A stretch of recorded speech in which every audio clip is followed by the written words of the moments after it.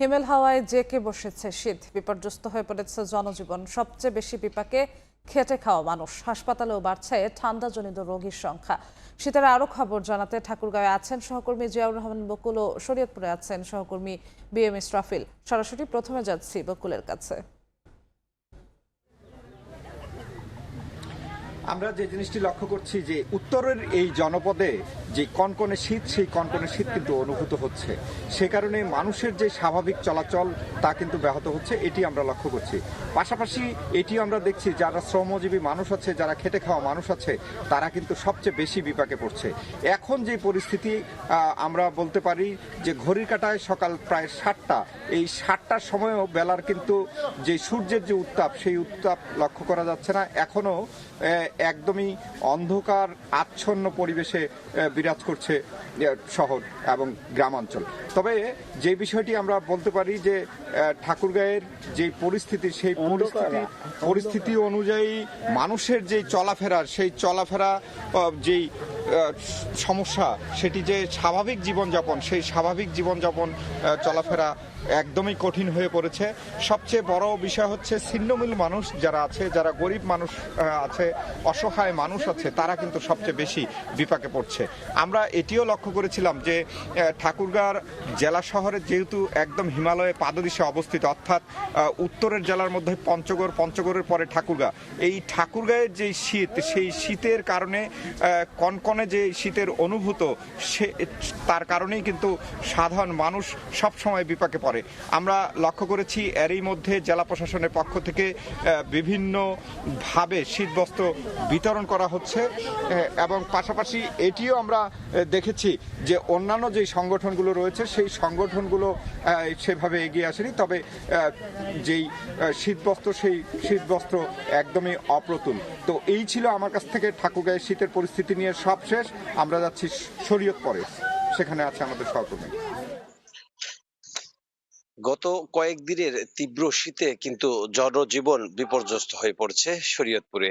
আমরা দেখেছি যে একেবারেই যারা খেটে খাওয়া মানুষ, দৈনন্দিন যারা খেটে খাচ্ছেন শরীয়তপুরে, তারা কিন্তু যে ভোরবেলা তাদের কাজে বের হওয়ার যে বিষয়টি রয়েছে, সেটি কিন্তু তারা অত্যন্ত খারাপ অবস্থায় রয়েছেন। আমরা দেখেছি যে সড়কগুলোতে কিন্তু আসলে ওইভাবে খুব একটা বেশি লোকজন দেখা যাচ্ছে না। তবে আমরা দেখেছি যে এর কারণে আসলে এই অতিরিক্ত ঠান্ডার কারণে শুধু এই সাধারণ মানুষের জনজীবনই নয়, এর বাইরে বিশেষ করে ঠান্ডাজনিত যে রোগে কিন্তু ভুগছে শিশু এবং আপনার বৃদ্ধ বয়সের মানুষগুলো।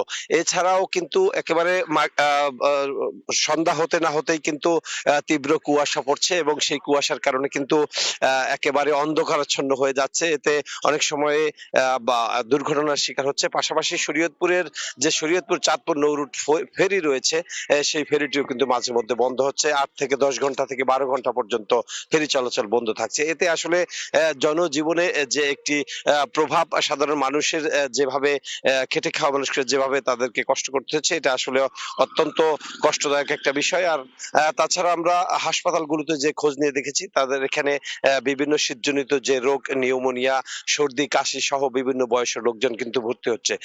এতে করে আসলে আমরা দেখেছি যে সাধারণ মানুষ একেবারে বিশেষ করে যারা নদীর পাড়ে, বিশেষ করে এটা জানেন যে পদ্মা, মেঘনা বিধৌত এলাকার এই শরীয়তপুরে এক নদীর পাড় কিন্তু অত্যন্ত লোকজনের যে তীব্র শীত, সেটি কিন্তু আমরা দেখতে পেয়েছি এবং তাদের জন্য এটি অত্যন্ত কষ্টদায়ক একটি বিষয় হয়ে দাঁড়িয়েছে। এবং এছাড়াও যে সূর্যের আলোর কথা যদি বলি, সেটি কিন্তু দিনে কখনো 12টার পরে কখনো সূর্য দেখা যায়, আবার কখনো কিন্তু সূর্য একেবারে নেই বললেই চলে। অন্যদিকে সূর্যের আলো কখনো সারাদিন দেখা যায় যে সূর্যের আলো দেখা যাচ্ছে না। তো এইভাবে আসলে শরীয়তপুরের এই তীব্র শীতের যে একটি সমস্যা, সেটি কিন্তু শুরু হয়েছে। অন্যদিকে আমরা জানতে পেরেছি যে সম্প্রতি এই জানুয়ারি মাসের শুরু থেকে কিন্তু বিভিন্ন ছোট ছোট শিশু ছেলে মেয়েদের এবং স্কুলগুলোতে কিন্তু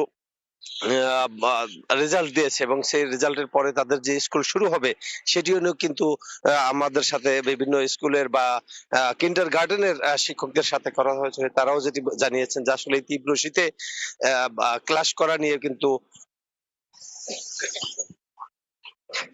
লাশকুরানি কিন্তু চরম সমস্যা মধ্যে পড়তে পারে। তো সেই দিক থেকে আমরা যেটা দেখেছি যে আসলে আগামীতে এই তীব্র শীতের কথা যেহেতু আরো তীব্রতা বেশি বাড়ার কথা রয়েছে, সেই দিক থেকে আরো বেশি বিপদগ্রস্ত অবস্থায় পড়তে পারে শরীয়তপুরের মানুষ। এই ছিল শরীয়তপুর থেকে শীতের সর্বশেষ খবর। সরাসরি যুক্ত ছিলাম ঠাকুরগাঁও ও শরীয়তপুরে।